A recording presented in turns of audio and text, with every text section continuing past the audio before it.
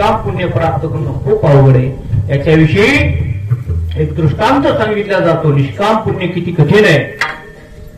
पैठणचे प्रसिद्ध साधू शांती ब्रह्मनाथ बाबा यांचे कुलजोबा भानुदास महाराज संत होते. महाराज निष्काम सेवा करायची आणि पंढरीची वारी करायची. अशाच एकदा वारीच्या निमित्तानं पंढरपूरला जाऊ लागलेले आहेत. पावसाळ्याचे दिवस आहेत. पायी प्रवास करता करता करता सायंकाळ होऊ लागलेली आहे. आकाशामध्ये ढग जमा झाले, गडगडाट होऊ लागला, पाऊस पडतो की काय असं वातावरण तयार झालं. आणि भानुदास महाराजांना वाटलं गावामध्ये मंदिर जवळ करावं, पाऊस येईल, कपडे भिजतील, सामान भिजल, म्हणून आजूबाजूला बघितलं.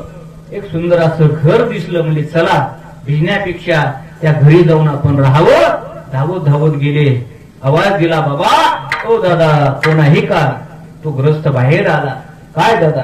काही नाही हो, पंढरीचा वारकरी आहे, पाऊस येण्याची शक्यता आहे, मंदिर जवळ करावं तर पाऊस येईल, या ठिकाणी थांबता येईल का? ठीक आहे म्हणले बाबा. सात्विकग्रस्त होता.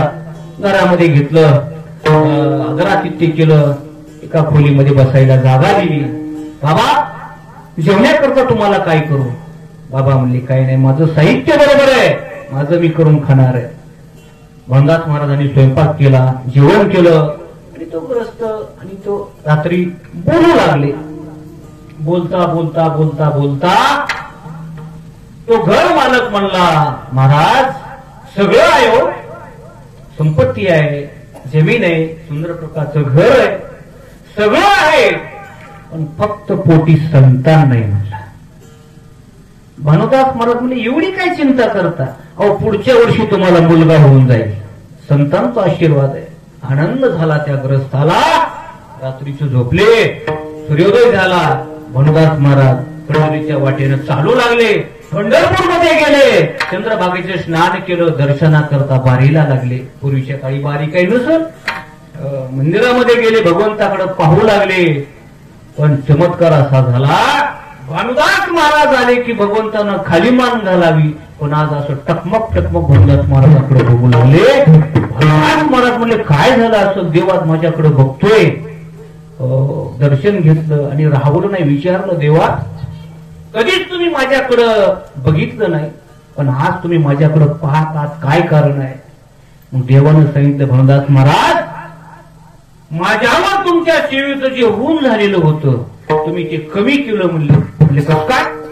काल येताना तुम्ही एका ग्रस्ताला आशीर्वाद दिला, तुला मुलगा होईल. वास्तविक पाहता 7 जन्मामध्ये त्याला मुलगा होणार नव्हता, तर तुम्ही आशीर्वाद दिला आणि साधूचा शब्द मला खरा करावा लागतो. हे माझं ब्रीद आहे. सर्व मी चालवी भारत याचा, म्हणून तुम्ही दिलेला शब्द मला खरा करावा लागणार आहे. आणि त्याच्या करता तुम्ही आतापर्यंत केलेलं पुण्य तुमचं जाणार आहे.